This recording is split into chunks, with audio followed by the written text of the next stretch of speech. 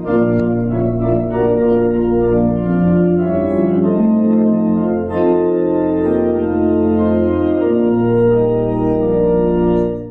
ons dit so, dan gaan ons net saam bid. Hemelse Vader, ons dank en eer U vanmôre dat ons die voorreg het om te kan bid. Die voorreg om U die skepper van hemel en aarde ons Vader te mag noem. Dis vir ons alles moontlik gemaak deur Jesus Christus, ons redder, ons verlosser, ons heiland en Heer. Vader, baie dankie dat U, toe Christus opgevaar het na die hemel, ook U Gees uitgestort het. En dat U Gees in ons harte kom woning maak het en in ons harte uitroep, Abba Vader. Baie dankie dat U ons deur U Gees lei in die waarheid van U woord, dat U ons verstand open om te verstaan wat ons lees en 'n gewilligheid in ons harte werk om te doen wat U van ons vra. Here, ons bely dat daar soms 'n onwilligheid in ons harte is. En daarom bly ons bid, Here, onderwerp my wil aan U wil, sodat U wil sal geskied soos in die hemel, so ook op aarde. Here, baie dankie dat ons weet dat U vir ons lief is. Dankie dat U ons lief het met 'n ewige liefde. En Here, die gedagtes wat U aangaande ons koester is gedagtes van vrede en nie van onheil nie, om vir ons 'n hoopvolle toekoms te gee. Dit is so kosbaar aan die boodskap wat ons vanmôre gaan hanteer, dat Here, U vir ons as U kinders 'n besondere liefde het en dat U ons ook wil heilig, sodat ons eendag voor U kan staan sonder gebrek.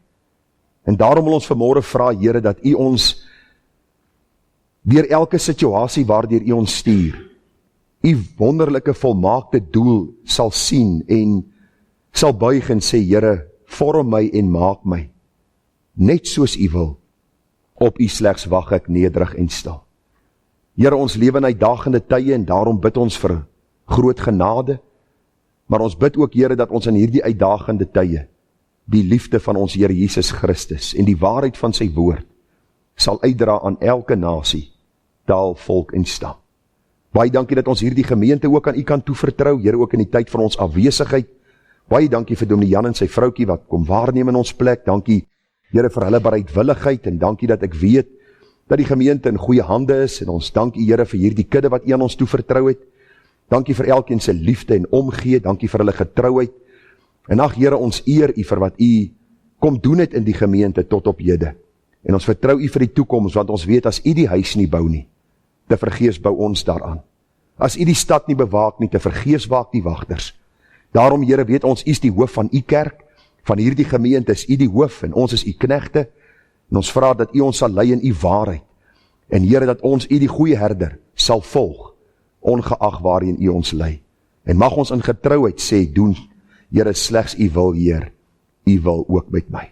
Seën dan ons samesyn vanmôre, mag U spreker en hoorder op 'n baie besondere manier naby wees. Gemeente, genade, barmhartigheid en vrede word vir U geskenk van God ons hemelse Vader en van ons dierbare Here Jesus Christus. Dit word ook kragvol vermeerder deur die werking van sy Heilige Gees in hierdie môre. Amen. Nou, vanmôre gaan ek met U praat oor Johannes se reaksie op die openbaring van die Here Jesus Christus. Nou, ons het verlede week bietjie gepraat oor toe Christus aan Johannes verskyn het en ons gaan vanmôre dan die reeksie dan mee aangaan en dan bietjie kyk na wat is Johannes se reaksie gewees op hierdie openbaring van die Here. Kom ons lees saam uit Openbaring 1 vers 9 tot 20 en daar staan ek Johannes, julle broeder en deelgenoot in die verdrukking en in die koninkryk en lydsaamheid van Jesus Christus, was op die eiland wat Patmos genoem word, terwille van die woord van God en om die getuienis van Jesus Christus. Ek was in die gees op die dag van die Here en het agter my 'n groot stem gehoor, soos van 'n basuin, wat sê, ek is die Alfa en die Omega, die eerste en die laaste, en skryf wat jy sien in 'n boek en stuur dit na die 7 gemeentes wat in Asië is, na Efese en Smyrna en Pergamus en Thyatira en Sardes en Philadelphia en Laodicea. Toe draai ek my om te sien watter stem met my gespreek het. En toe ek my omgedraai het, sien ek 7 goue kandelaars en tussen die 7 kandelaars een soos die seun van die mens, met 'n kleed aan wat tot op die voete hang en gegord om die bors met 'n goue gordel. Sy hoof en hare was wit soos wit wol, soos sneeu en sy oë soos 'n vuurvlam. En sy voete soos blink koper wat gloei, soos in 'n oond. En sy stem soos die stem van baie waters. En in sy regterhand het hy 7 sterre gehou, en 'n skerp tweesnydende swaard het uit sy mond uitgegaan, en sy aangesig was soos die son wat skyn in sy krag. En toe ek hom sien, val ek soos 'n dooie aan sy voete. En hy het sy regterhand op my gelê en vir my gesê, moenie vrees nie. Ek is die eerste en die laaste en die lewende, en ek was dood en kyk, ek leef tot in alle ewigheid. Amen. En ek het die sleutels van die doderyk en van die dood. Skryf die dinge op wat jy gesien het, die wat is, sowel as die wat gaan gebeur. Die verborgenheid van die 7 sterre wat jy in my regterhand gesien het, en die 7 goue kandelaars, die 7 sterre is die engele van die 7 gemeentes, en die 7 kandelaars wat jy gesien het, is die 7 gemeentes. Nou ons gaan dit tot sover saam lees, uit God se wonderlike woord, 'n baie besondere gedeelte ook vir ons opgeteken, en mag die Here vir ons seën ook by die oordenking daarvan. Nou vriende, ons teks en oordenking in hierdie môre vind u dan ook in die 17 en 18de vers van ons voorgelese gedeelte, en as iemand koud kry, is vir u 'n baadjie, u kan hom kom haal. Die 17 en 18de vers sê, en toe ek hom sien, val ek soos 'n dooie aan sy voete, en hy het sy regterhand op my gelê en gesê, moenie vrees nie, ek is die eerste en die laaste, en die lewende, en ek was dood en kyk, ek leef tot in alle ewigheid. Amen. En ek het die sleutels van die doderyk en van die dood. Die tema vanmôre dan, Johannes se reaksie op Christus se openbaring. Johannes se reaksie op Christus se openbaring. Nou vriende, ek gaan net 'n kort oorsig met u hanteer oor die boodskap wat ons verlede week met mekaar gedeel het. U sal onthou, ons is nou by ons 6ste boodskap in ons reeks, en laasweek het ons gekyk na hierdie gedagte toe Johannes die Here Jesus Christus hier op die eiland Patmos gesien het. Vir u gesê dat Johannes op die eiland Patmos beland het omdat hy opgestaan het vir sy geloof. Hy was 'n man wat lief was vir die Here, hy het die Here gedien, hy was nie 'n geheime agent nie. Hy was iemand wat opgestaan het vir die waarheid waaraan hy glo, en hy het beland op hierdie eiland op 'n hoë ouderdom, en die Bybel sê vir ons dat die Here ook daarmee 'n besondere plan gehad het, want die Here het vir hom hierdie kosbare openbaring gegee, en ons kan ook leer vanuit hierdie kosbare boek, wat die Here vir ons wil sê in die jaar 2021. Nou, ek het verlede week met u gepraat oor die gedagte van die sentrale figuur in en van die boek Openbaring, vir u gesê, dis niemand anders as die Here Jesus Christus self nie. Hy is die sentrale een eintlik in die Bybel. Van Genesis, die 3de hoofstuk, waar ons die moederbelofte vind, waar die Here sê, hy sal 'n saad stuur, een wat verlossing sal bring, tot en met die laaste boek in die Bybel, die boek Openbaring, vind ons die Here Jesus Christus, wat soos 'n goue draad deur die Bybel loop, want luister, dit gaan oor die Here Jesus Christus. Ek het vir u laasweek gesê, ons dien nie 'n sisteem of leerstellings of 'n kerk of enigiets van hierdie aard nie. As ons bely ons behoort aan die Here Jesus, dan is daar 'n persoonlike verhouding met Christus wat begin by die wedergeboorte en wat dag vir dag dan ook in stand gehou word deur die Heilige Gees vanuit God se wonderlike woord. Maar ons het vir u verlede week gesê, ons moet moeite doen om die Here Jesus Christus beter te leer ken. Ek het vir u gesê, daar's 21 name of beskrywings in die boek Openbaring van die Here Jesus self. En ons het so 'n paar hanteer dat hy die verheerlikte hoëpriester is. En ek het vir u gesê, wat 'n besondere gedagte, dat ons iemand het in die hemelse heerlikheid, wat vanmôre vir ons intree. Ek dink nie ons besef die voorreg dat die Seun van God, God wat mens kom word het, vanmôre my en jou naam voor God die Vader noem, en hy bid vir ons. En as u wil weet waar oor bid die Here Jesus en waarvoor bid hy vir ons, gaan lees vanmiddag die pragtige hoofstuk in Johannes 17, die hoëpriesterlike gebed. Hy bid besondere waarhede daar, en dat ons ook bewaar sal word van die bose in hierdie tyd waarin ons onsself bevind. En u sal met my saamstem, ons lewe in 'n bose tyd. Maar die verheerlikte hoëpriester is Jesus Christus, word afgeskilder ook in die Bybel, en besonder ook die boek Openbaring. Hy is die een wat aanbiddingswaardig is. Vir u gesê, ons kan nie met ander gelowe handvat nie. Dis die Here Jesus Christus, en dis hy alleen. Hy is die weg, die waarheid en die lewe. Niemand kom na God die Vader behalwe deur hom nie. Die gesindheid van die meeste vandag is, daar is baie paaie wat na Rome lei. Nou ek sê vir die meeste ons gaan nie Rome toe nie. Ons gaan hemel toe. As jy dink daar's baie paaie wat by die hemel gaan uitkom, gaan jy die hemel mis. Dis die Here Jesus Christus, en ek het vir u verlede week gesê, wees gereed vir vervolging. In die tyd waarin ons leef, haat hulle Christus. En daarom sal hulle teen die kinders van die Here opstaan, en u moet nie nou bekommerd wees oor hoe u tye van beproewings en miskien vervolging gaan deurkom, of deur hierdie tyd worstel of stry, en hoe u staande gaan bly nie. Wag vir die tyd. Die Here gee genade vir elke stryd wat hy oor jou lewe toelaat. En die Here sal ook vir ons genade gee as dit daarop neerkom. Hy is die regter, vir u gesê, hy is nou nog die redder, en hy sal eendag die regter wees, wat sal oordeel. Vir u gesê, hy is die oorwinnende koning, wat vir 1000 jaar sal regeer op die troon van Dawid, die millennial koninkryk. Ons het daaroor 'n bietjie gepraat, ons sal later 'n boodskap daaroor bring, soos op die kaart aangebring hier agter. En dan is hy die oorwinnaar, wat die Satan, die antichrist en die valse profeet in die poel van vuur sal werp. So ons moet nou vanmôre kyk na, wat is Johannes se reaksie toe hy die Here Jesus Christus agter hom hoor, en hy kyk om en hy sien hom, het daar sekere dinge gebeur, en ek lees vir u in Openbaring 1 vers 17 en 18, en daar staan, en toe ek hom sien, Johannes sê, toe ek die Here Jesus sien, toe val ek soos 'n dooie aan sy voete. Ek het vir u verlede week gesê, ons moet ons nie veel steur aan die predikers op TBN en op God Channel en op al hierdie kanale wat mense as Christelik beskou nie. Hulle sien die Here gereeld, en hy kom kuier by hulle terwyl hulle sommer televisie kyk, en as hulle in 'n karre ry, dan sit hy ewe skielik langs hulle in die kar. Dis nie die Here Jesus van die Bybel nie. Dis 'n vreemde God wat hulle vir hulle self skep. Die Bybel sê toe Johannes die Here Jesus in sy heerlikheid sien, toe val hy soos 'n dooie aan sy voete. En ek wil vir u sê, dis die eerste gedagte wat ons vanmôre na gaan kyk. Vrees het Johannes se hart aangegryp. Ons leef in 'n tyd waar mense die Here nie meer vrees nie. Hulle praat van hom asof hy 'n hier jy is, asof hy soos ons is. Hulle praat van hom en hulle gebruik sy naam ydelik. Hulle het nie 'n saak met wat hulle van hom sê of hoe hulle oor hom praat of na hom verwys nie. En die Bybel leer vir ons, vriende, dat as ons as kinders van die Here die Bybel lees, dan kom ons duidelik agter dat vrees deel van ons aanbidding uitmaak.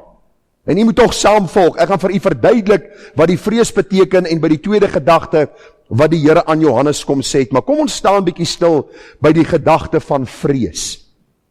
Nou Johannes was absoluut verbuisterd met die gesig wat God hom getoon het. Hierdie is nie 'n rare verskynsel nie. Die Bybel sê reg deur die woord het hierdie ding plaasgevind. Toe Esegiel, Daniël en Sagaria in die tempel die Here aanskou, was daar onmiddellik vrees by hulle. Nou hoekom sal daar vrees wees die oomblik wanneer hierdie manne die Here aanskou het? Want u sien, God is nie soos ons nie. Die Bybel sê hy is 'n verterende vuur. Die Bybel sê dat hy is die een wat lewe en dood in sy hand het. Hy is die een wat deur serafs en engele aanbid word. Daarom moet ons 'n natuurlike vrees in ons hart vir hierdie God hê. Want ons is nie sy gelyke nie. Die Bybel sê vir ons dat hierdie vrees en aanbidding altyd gepaard gaan met ware aanbidding en verstaan van die God van die Bybel. Ek gaan gou vir u so 'n bietjie net deur die Bybel neem om hierdie saak in die hart vas te maak en dan vir u te verduidelik. U sien, na die uitstorting van die Heilige Gees, nou praat ons van die Nuwe Testamentiese kerk, die Heilige Gees word uitgestort, Handelinge, die 2de hoofstuk, lees ons dat vrees sentraal deel was van die aanbidding van die eerste gemeente. Ek lees vir u in vers 42 en 43. En hulle het volhard in die leer van die apostels en in die gemeenskap en in die breking van die brood en in die gebede, en vrees het op elkeen gekom, en baie wonders en tekens het deur die apostels plaas gevind. U sien, vrees het op elkeen gekom. Ek lees vir u verder Handelinge 5. Onthou u vir Ananias en Safira? Hulle was lief vir geld. Hulle het nie nodig gehad om hulle eiendom te verkoop nie. Hulle verkoop dit, hulle probeer gesig koop by die apostels, en die Bybel sê dat toe Petrus vir Ananias sê, jy het vir die Here gelieg, sê die Bybel in vers 5, en toe Ananias hierdie woorde hoor, het hy neergeval en gesterwe, en 'n groot vrees het gekom oor almal wat dit gehoor het. Ek wil vir u vanmôre sê, dank God, dat u en ek nie vir elke leuen wat ons al vertel het, mense aan die dood afgestaan het, of mense wat leuns vertel het wat ons ken nie. Dan wonder ek hoeveel van ons vanmôre hier sou gewees het. Beteken dit dat God sy standaard laer gemaak het, aangepas het? Nee. Dit was 'n besondere tyd waar die eerste gemeente gevestig was, en die gemeente moes leer, en die mense wat deel van die gemeente wou word, moes leer dat God heilig is, en 'n heilige God haat sonde. Hy het sy seun gestraf vir die sonde van die mens, sodat ons ook kan leer om hom te dien in vrees. U sien, die Bybel sê vir ons later, het sy vrou Safira ingekom, sy die leuen vertel, en die Bybel sê vir ons in vers 11, nadat sy neergeval het en gesterf het, en 'n groot vrees het oor die hele gemeente gekom, en oor almal wat dit gehoor het. Ek dink die kerk is vandag, en verskoon my uitdrukking, maar die kerk oor die algemeen het plastiek geword. Want ons verstaan nie meer dat die God wie ons aanbid, 'n heilige God is, wat gevrees moet word nie. Ons sal nou 'n bietjie meer uitbrei oor wat hierdie vrees beteken. Ek gaan net gou vir u vandag so 'n bietjie deur die Bybel 'n paar verse noem. U sien die Here leer vir ons in Psalm 2 vers 1, dien die Here met vrees en juig met bewing. Toe ek hierdie vers lees, ek dink myself, vrees en juig in een sin, hoe maak dit sin? Eenvoudig, die Bybel sê as ons God vrees, kan ons juig met 'n blymoedige hart, want as ons God vrees, hoef ons niks en niemand anders te vrees nie. Die Bybel gaan verder, Psalm 19 vers 10, die vrees van die Here is rein. Dit bestaan tot in ewigheid. Die verordeninge van die Here is waarheid, tesame is hulle regverdig. Ek wil vir u sê, by hierdie vrees van die Here, wat vir ons in sy woord opgeteken is, bring dit ook in ons harte aanbidding van hom, wat lei na 'n rein lewe, waar ander Jesus in ons kan sien. Psalm 25:14, die verborgenheid van die Here is vir die wat hom vrees, en sy verbond om hulle dit bekend te maak. Baie mense sê, ek verstaan nie die Bybel nie, en ek verstaan nie regtig wat die Bybel beteken nie, en ek verstaan nie regtig die Here nie, en ek wil vir jou vra, dat jy moeite sal doen, om die Bybel te bestudeer, en te sien wie die God van die Bybel is, en jy sal nooit alles van hierdie God kan verstaan nie. Maar hoe meer die Here van homself deur die woord aan jou openbaar, des te meer sal jy verstaan wie hy is, wie jy is, en die groot genade wat hy aan jou kom openbaar het. Daarom moet daar altyd 'n mate van vrees wees, wanneer ons by die woord kom stil word, want hierdie woord gaan ons eendag veroordeel, of dit gaan dien tot ons heil en tot ons verlossing. U sien, daar is baie mense wat met 'n Bybel in die huis het. Ek het vir u nou die dag gesê, dis seker die gevaarlikste boek wat jy in jou huis kan hê. Want as jy bely jy ken die Here en jy lees nie hierdie boek nie, sal hierdie waarheid jou eendag oordeel. En daarom, wanneer ons by die Bybel gaan sê ons, Here, ons weet wie u is, in die mate wat u self al aan ons openbaar het, maar leer my meer van u, sodat daar 'n groter vrees kan wees, en ek u in groter heiligheid kan dien. Psalm 111 vers 10, die vrees van die Here is die beginsel van die wysheid. Almal wat dit beoefen het 'n goeie verstand, sy lof bestaan tot in ewigheid. Nou vriende, as ons kyk na hierdie vrees, die gedagte daarvan, dat dit die beginsel van die wysheid is ons vrees as kinders van die Here, is nie 'n vrees vir veroordeling nie. Dis nie 'n vrees dat ons eendag in die hel gewerp kan word nie. Maar die vrees wat ons het is, dat ons hierdie God aanskou vanuit die blaaie van die Bybel, ons besef ons eie nietigheid, ons besef hoe dikwels ons nog, nadat ons die kennis van die waarheid ontvang het, teenoor die Here sondig, hoe dikwels ons nog oortree teenoor sy volmaakte woord en wet en waarheid, en dit bring 'n vrees in ons harte, wat ons lei waarna toe? Na die kruis waar vergifnis en verlossing te vind is. Daarom sê die Bybel, die vrees van die Here is 'n beginsel vir die wysheid. As ons God vrees, dan weet ons hy haat sonde, maar ons weet ook hy het 'n oplossing vir ons gebring. Die oplosser, Jesus Christus. Daarom wil ek jou vra, is daar 'n vrees in jou hart vir God? Wat jou lei na die kruis, waar die bloed jou reinig en die Gees jou vul, sodat jy met goeie verstand en met insig die Here daagliks kan dien. Spreuke 3 vers 7 sê, wees nie wys in jou eie oë nie, vrees die Here en wyk af van die kwaad.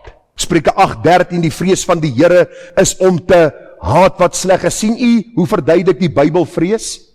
Wat is vrees vir God? Vrees vir God is om af te wyk van die kwaad. As jy vanmôre sê, is 'n kind van God, en jy leef in sonde, is jy 'n leenaar, is ek 'n leenaar. As ons sê ons vrees God, dan moet ons van die kwaad afwyk, dan moet ons daagliks die kwaad teëstaan en vir die geregtigheid lewe. Hoekom? Want dit wys vir ons dat ons besef wie God is en wat hy van my vra. Die Here sê, om die Here te vrees, is om te haat wat sleg is. Nou ons kom agter in ons land vrees mense die Here nie. Sit die televisie aan, kyk na die nuus. Hulle moet dit nie nuus noem, hulle moet dit slegte nuus noem. Of iets in daai lyn, of 'n misdaadverslag, of iets in daai lyn. Maar nie nuus nie, want hulle gee nie vir ons regtig nuus deur nie. Wat ons daar sien is mense wat in opstand teenoor God kom. En 'n lewe leef wat nie haat wat sleg is nie, maar wat lief is vir wat sleg is. So behoort dit by die kind van die Here nie te wees nie. U sien, toe Johannes die Here sien, toe besef hy te doen met die heilige.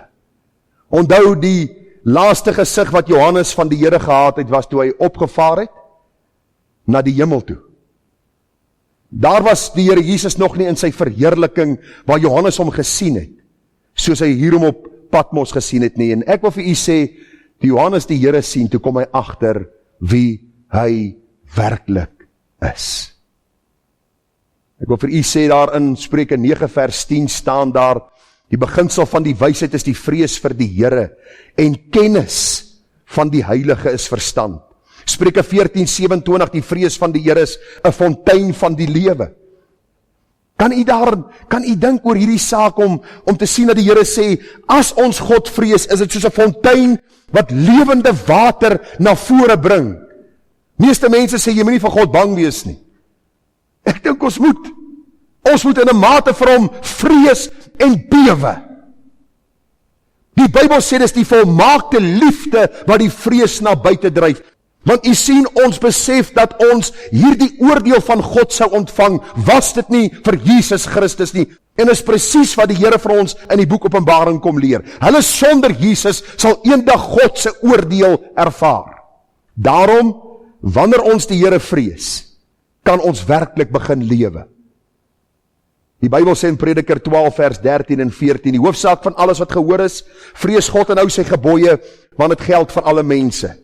Want God sal elke werk bring in die gerig wat kom oor al die verborgde dinge, goed of sleg. Die laaste keer dat 'n hoërskool my gevra het om te preek daar, nou ek weet nie hoekom nie, weet nie of hulle mislik was met my of iets nie, maar hulle vra my by die matriek se laaste saalopening om te kom preek daar. En toe preek ek oor Prediker 12, 13 en 14. Hulle het gesê 10 minute, maar u weet, ek en horlosie is nie vriende nie, en ek kan nie lekker sien altyd nie, en ek preek tot my energie klaar is. En ek het hieroor gepraat, dat onderwyser, skoolhoof en kind God moet vrees, want hy sal ons in die gerig bring. En dit was die laaste sien van die Blinkkantien. Hulle het my nie weer gevra om te preek nie, maar u sien die beginsel is, mense sien altyd God as 'n God van liefde. Niemand wil hoor ons moet God vrees nie. En ek dink is 'n gesonde ding om 'n gesonde vrees vir die heilige God te hê. En ons gaan nou bietjie sien, mense sê vir my dikwels, maar hier is Ou Testamentiese beginsels. Die Nuwe Testament praat nie veel daarvan nie. Nou, ons het al ietsie van die eerste gemeente vir u gesê, hoe hulle God gevrees het, maar kom ek wys gou vir u wat staan in 1 Petrus 1:17. Die voortvarende man Petrus, wat Jesus verloon het, net voor sy kruisiging, is die man wat geestelik volwasse word, en hy skryf vir ons in 1 Petrus 1:17, en hy sê, as julle hom as Vader aanroep, wat sonder aanneming van die persoon oordeel volgens elkeen se werk, wandel dan in vrees, gedurende die tyd van julle vreemdelingskap, omdat julle weet dat julle nie deur verganklike dinge, silwer of goud losgekoop is uit julle ydelle lewenswandel, wat deur die Vaders oorgelewer is nie, maar deur die kosbare bloed van Christus, soos van 'n lam sonder gebrek en vlekloos. Wat beteken dit om te wandel in vrees gedurende die tyd van julle vreemdelingskap? Ons moet weet dat die Here ons elke oomblik van elke dag sien, en dat hy die een is wat van ons rekenskap gaan eis, en dat ons in 'n heilige lewenswandel sal leef, waar ons sonde haat, God liefhet, en ook in daardie gesindheid leef van hierdie God, het sy seun gestuur om in my plek te sterwe, en hoe kan ek maar net bly voortleef, soos voor die dag dat ek by hom uitgekom het. Ek en Dominee Jan het gisterand 'n bietjie daaroor gepraat, hoe baie mense 'n oorgawe gemaak het. Hulle het hulle hand opgesteek op 'n stadium, 'n belydenis gedoen, maar daar is niks van Christus in hulle lewe nie. Dis presies wat Petrus sê, wat die Ou Testament vir ons sê, as jy God vrees, sal jy wandel in wysheid, sal jy wandel in 'n lewe van heiligheid. Hebreërs 12:28, daarom omdat ons onwankelbare koninkryk ontvang het, laat ons dankbaar wees en so God welbehaaglik dien met eerbied en vrees. Hierdie jaar is dit 32 jaar terug wat die Here my siel gered het. En ek wil vir u sê, soms het ek 'n groter vrees nou vir die Here, omdat ek hom beter verstaan vanuit die blaaie van die Bybel as nog voor my redding. En vandat ek tot bekering gekom het, hoekom? Want ek besef hoe heilige God hy is. En weet jy wat, dit is nie negatief nie, dit is positief, want het hou my weg van die sonde. Dit leer my om heilig te lewe. 2 Korintiërs 7 vers 1, terwyl ons dan hierdie beloftes het, geliefdes, laat ons van alle besoedeling van die vlees en die gees reinig, en laat ons die heiligmaking in die vrees van God volbring. Kan jy agterkom dat vrees deel is van ons kunskap, deel van ons wandel met die Here, deel van wat ons moet leer van die Here vanuit sy woord, dat hy 'n God is wat gevrees moet word?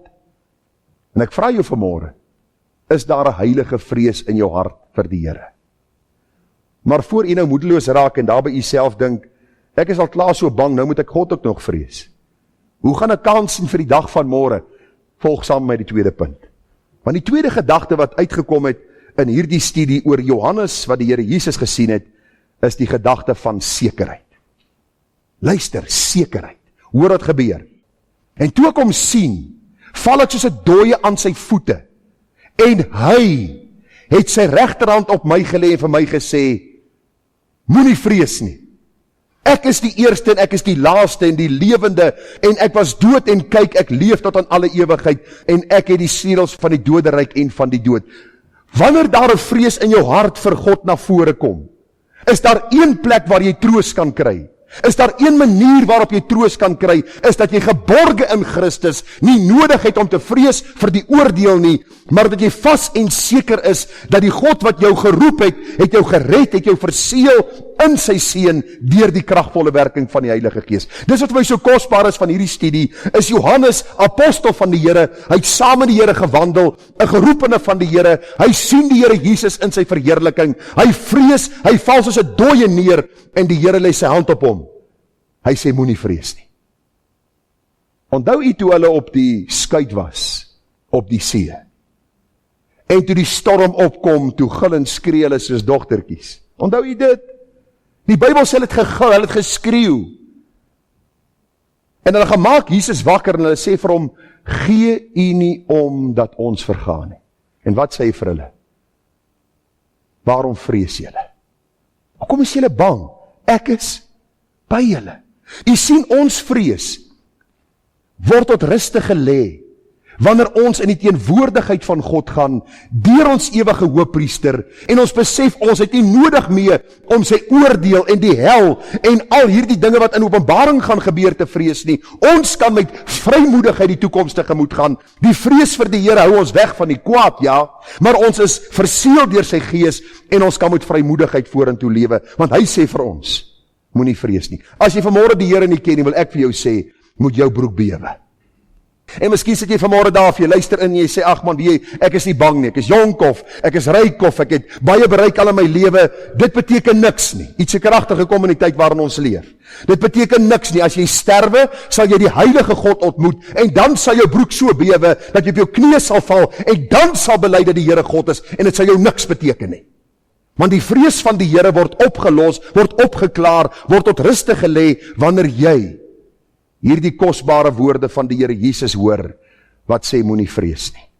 Jy sien die boodskap van sekerheid lê juis hierin, dat as ek God op aarde vrees en dien, hoef ek nie bang te wees vir die toekoms en vir wat voorlê nie.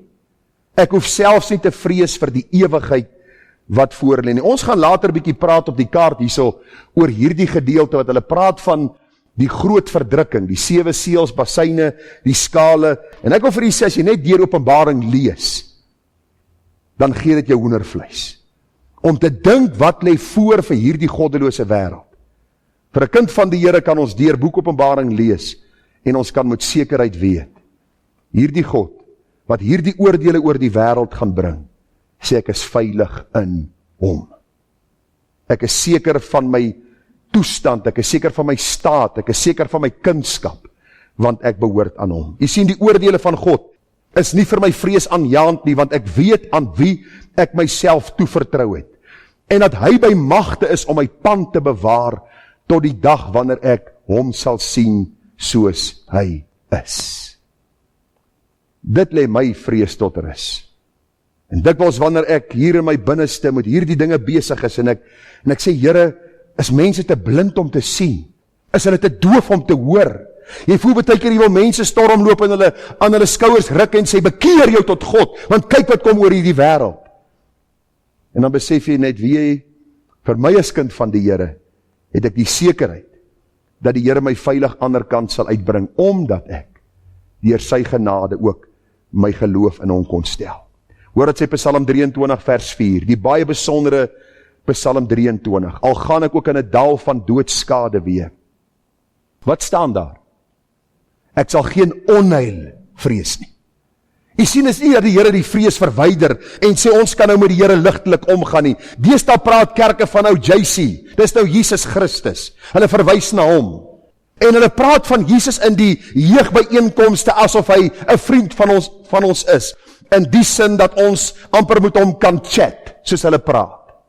Ons kan hom opdragte gee. Dis die tendens in die tyd waarin ons leef. Die kerk van die Here Jesus verstaan nie meer dat Christus, as hy ons noem, ons is sy vriende, ons nog steeds moet besef dat hy die heilige God is. Paulus kom deurgangs in die Bybel en hy sê, ek Paulus, 'n dienskneg van hierdie Here Jesus Christus. U sien, ons sal geen onheil vrees nie. Met ander woorde, al is daar vrees by tye, vrees ons nie vir ondergang nie, vrees ons nie vir veroordeling nie, vrees ons nie God se ewige oordeel wat voorlê nie. Psalm 27 vers 1, 'n psalm van Dawid, die Here is my lig en my heil, vir wie sou ek vrees?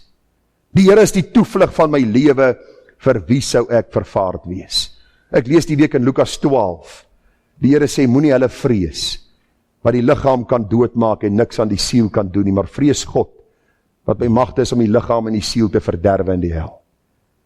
Kom ons wees vanmôre eerlik, as ek hiervoor moet begin by Lukas, en ek werk agterdeur tot by die jong mense daar op die galery.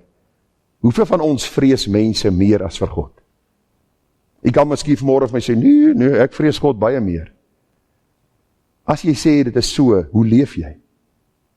Leef jy met die gedagte dat hierdie God heilig is, en hierdie heilige God vereis van my heilige lewe. Jy sien, omdat ons God nie sien met die blote oog nie, en omdat ons hom nie hoor met die hoorbare stem nie, het ons so half gewoond geraak aan 'n gedagte van God. En ek wil vanmôre u by 'n punt uitbring om te sê, as jy God nie ken nie, moet jy vanmôre vrees. Maar as jy hom ken, word hierdie vrees tot ruste gelê by die kruis, en met die sekerheid dat die Here Jesus in jou lewe is. Psalm 33:18, kyk, die oog van die Here is op die wat hom vrees, op die wat op sy goedertierenheid wag. Is nie besonder nie. Die Here se oog is op wie? Op die wat hom vrees. Die wat bewe vir sy naam, die wat hierdie heilige God sien in sy heerlikheid vanuit die blaaie van die Bybel. Psalm 34 vers 8, die engel van die Here trek 'n laar rondom die wat hom vrees en hy red hulle uit. Ons het nodig om niks en niemand te vrees nie, want hierdie God red ons uit. Solank ons hom vrees, is ons veilig. Solank ons hom dien en eer, is ons veilig.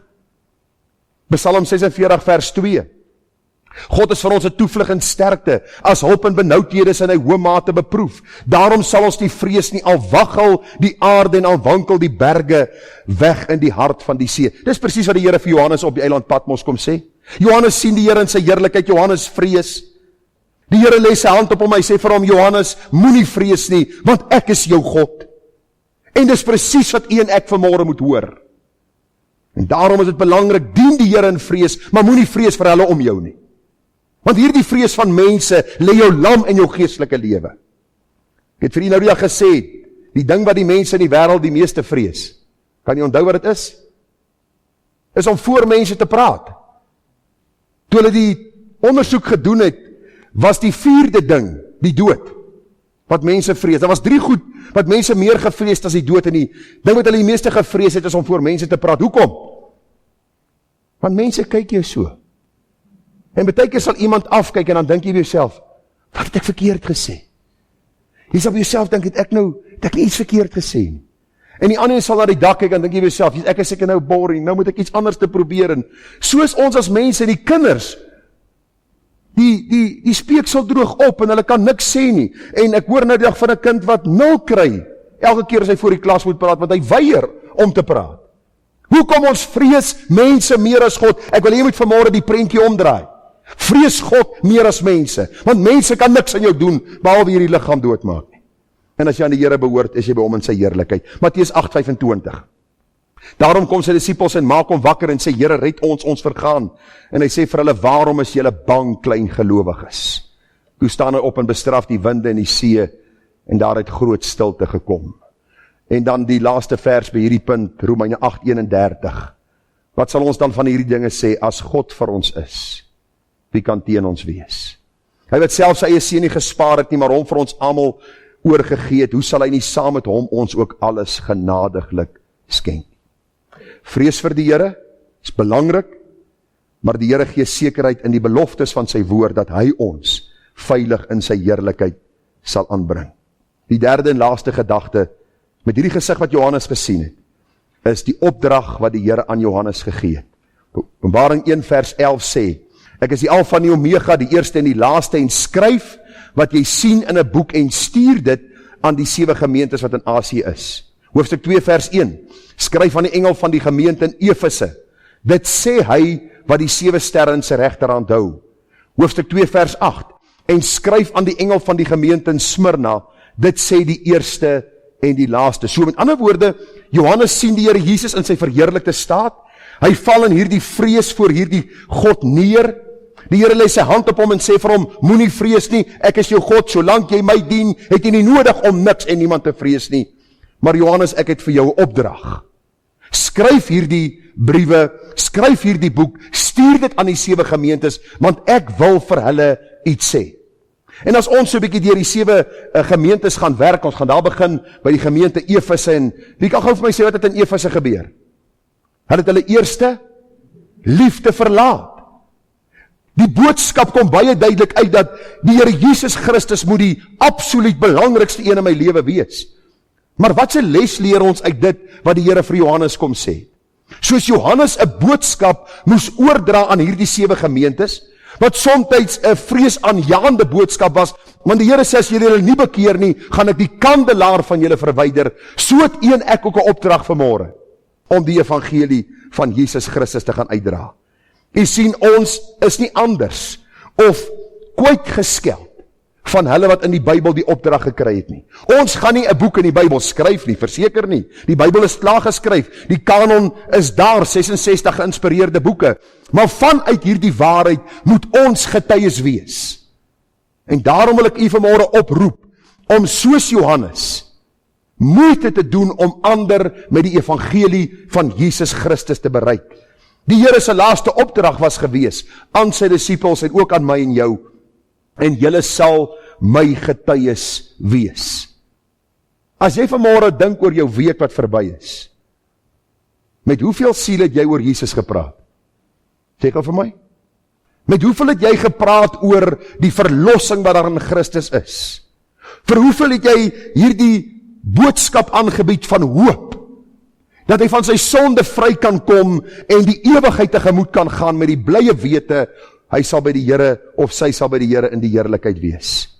Paulus kom in 1 Korintiërs 1 vers 17 en hy sê, want Christus het my nie gestuur om te doop nie, maar om die evangelie te verkondig. Wat is die evangelie? Dis die blye nuus aangaande Jesus Christus. Hy sê die Here het my gestuur om die evangelie te verkondig, nie met wysheid van woorde nie, sodat die kruis van Christus nie verydel mag word nie. Ek gaan gou stop daar.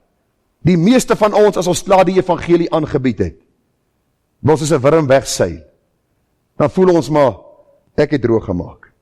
Ek het nie goed reg gesê nie. Hierdie mense sal dink, ek is heeltemal pateties. Wat is die vyand mee besig? Om ons vrymoedigheid te probeer wegsteek. Die groot man D.L. Moody vertel van sy bekering. Hy het 'n onderwyseres of 'n onderwyser gehad in die sonnaskool en die onderwyser skryf later, hy sê dat die dag toe hy na D.L. Moody gaan, D.L. Moody het in 'n skoenwinkel gewerk en hy sê hy gaan hom vir die jong man die evangelie aan te bied. Hy sê maar hy is so vreesagtig. Hy sê hy redeneer met homself. Wat gaan hy sê? Hoe gaan hy dit sê? Hy sê dat hy verby die skoenwinkel stap. Hy sê toe hy verby die skoenwinkel is, toe sê hy vir homself hardloop. Los dit. Jy het dit gemis en hy probeer dit half hier in sy verstand rationaliseer, dat dit miskien die Here is wat hom laat verbyloop het en ek kan nou nie namens die ou praat nie, maar ja. Hy sê die drang in sy hart het groter geword en hy stap in by die skoenwinkel en hy stap dan na D.L. Moody toe en hy praat met hom 'n paar woorde en hy sê later, skryf hy self, hy sê ek weet nie wat ek gesê het nie. Maar die Here red D.L. Moody deur 'n sonnaskoolonderwyser wat 'n paar woorde gepreewel het vir hom oor hoe om gered te word en hy word een van die grootste sielewenners in die wêreld. Luister, die Here soek nie baie mooi saamgestelde woorde, dat as jy klaar is, jy wegstap en sê, ek het hierdie ou nou vertel, hoor, ek is skoon beïndruk met myself, en jy gee jouself 'n klop op die skouer nie, dan mis jy die doel. Paulus sê, ek probeer nie met oorredende woorde van menslike wysheid, mense moet elke hoek en draai probeer vasvang nie. Ja, ons redeneer baie keer met mense, maar baie keer staan ons net en ons sê, luister, al wat ek jou kan vertel, is wat Christus vir my gedoen het. En die Here gebruik dit om siele te red. Die doel is dat ons die fokus nie aan onsself trek nie, want die kruis mag nie verydel word, die vers 18. Want die woord van die kruis is wel dwaasheid vir die wat verlore gaan, maar vir ons wat gered word, is dit die krag van God. Ons verkondig vers 23, Christus wat gekruisig is. Hoor nou, verskoon, hy is 'n struikelblok vir die Jode en hy's dwaasheid vir die Grieke. Ons verkondig Christus, ons hou onsself besig met Christus. En dis presies wat Johannes gedoen het. Gaan lees deur hierdie boek en jy sal Christus op elke bladsy van die boek Openbaring sien. Want Johannes weet Christus is die een wat 'n verandering kan bring. In hierdie land, ek sien is nou weer verkiesingstyd, 1 November, vakansiedag, vir meeste. En nou wat die gedagte is, maar net as julle vir hierdie party stem, sal Suid-Afrika verander. Nie noodwendig nie. Want u sien, as 'n land nie terugdraai na die Here nie, dan kan 'n land nie verander nie. En u en ek word ons word die boodskap toevertrou om 'n verandering te bring deur Jesus Christus aan die wêreld te verkondig. My vraag is, doen ons dit? Of dink ons en plaas ons hoop nog steeds op mense? Paulus gaan verder in 1 Korintiërs 2 vers 1 en hy sê, en toe ek by julle gekom het, broeders, het ek nie aan julle die getuienis van God kom verkondig met voortreffelikheid van woorde of van wysheid nie, want ek het my voorgeneem om niks anders onder julle te weet nie, as Jesus Christus en hom as gekruisigde. Efesiërs 3 vers 8, aan my, die geringste van al die heiliges, is hierdie genade gegee, om onder die heidene die evangelie van die onnaspeurlike rykdom van Christus te verkondig. Jy sien, Johannes skry 'n opdrag van die Here, om hierdie besondere boek te skryf, met 'n besondere boodskap daarin opgeteken, en die boodskap was gewees, Christus is die redder. Hy is die hoop, hy is die een, wat verlossing kan bring. Die hoop vir die kerk van die Here Jesus, vir die verlore sondaar, om gered te word en 'n nuwe lewe te ontvang. In Handelinge 8, vers 1-4, lees ons van hierdie eerste gemeente.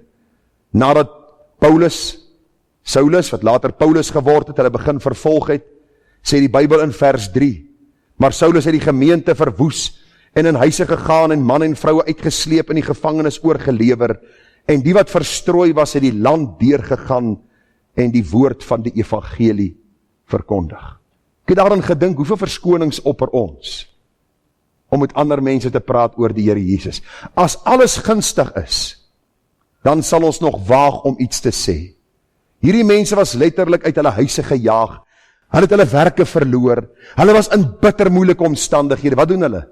Hulle deurkruis die land, en hulle praat van Jesus Christus, die redder, die verlosser, die saligmaker.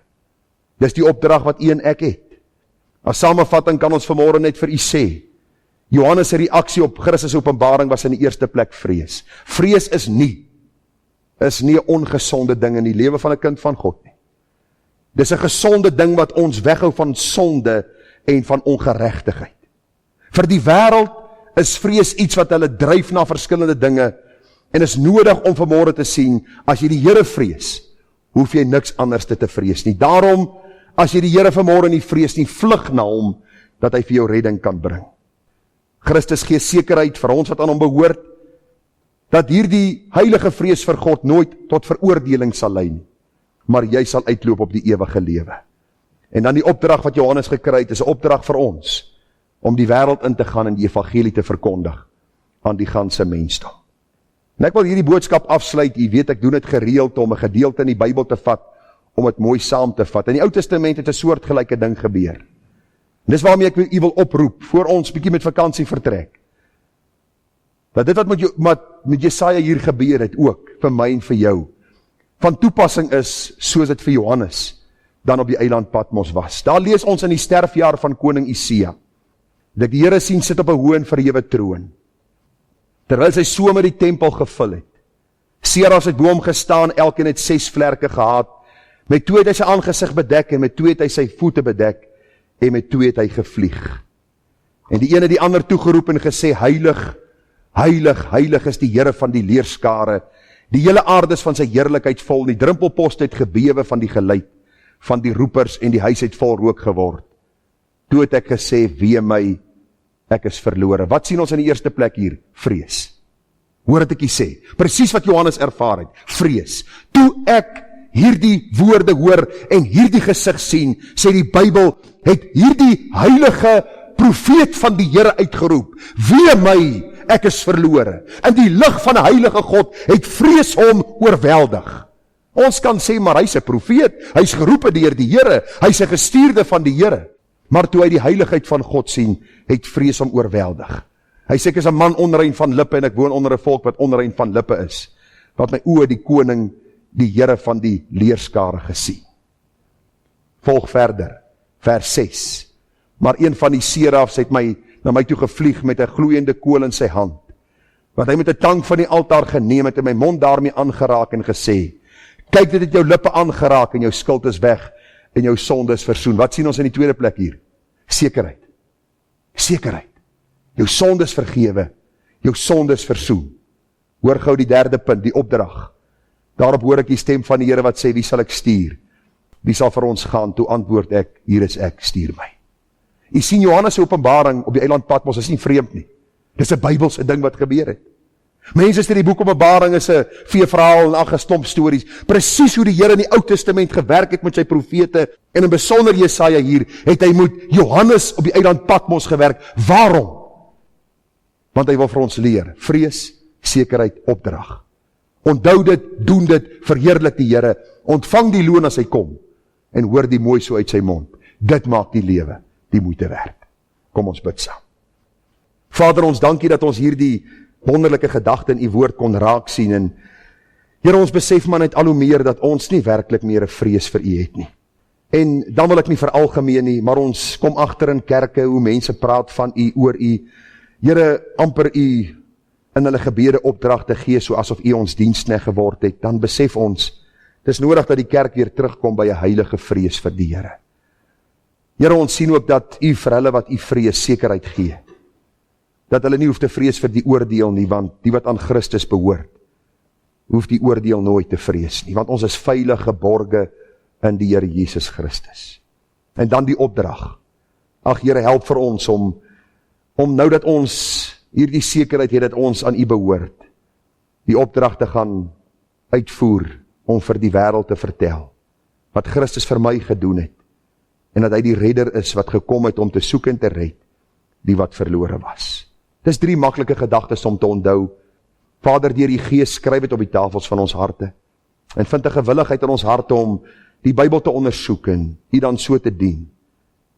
Dat ons 'n glimlag, Here, as ons dit maar so mag noem, op U gesig kan bring. En Here, dat U ook hierdie kosbare waarhede wat U vir ons kom leer, in ons harte kan inbrand, sodat ons heiliger sal word soos Christus heilig is. En dat ons vir 'n wêreld kan wys, dat daar hoop is vir hulle wat geborge is in Christus. Ons bid hierdie dinge in U naam, Here, en ons bid dit met verwagtinge, ons bid dit met danksegginge. Amen.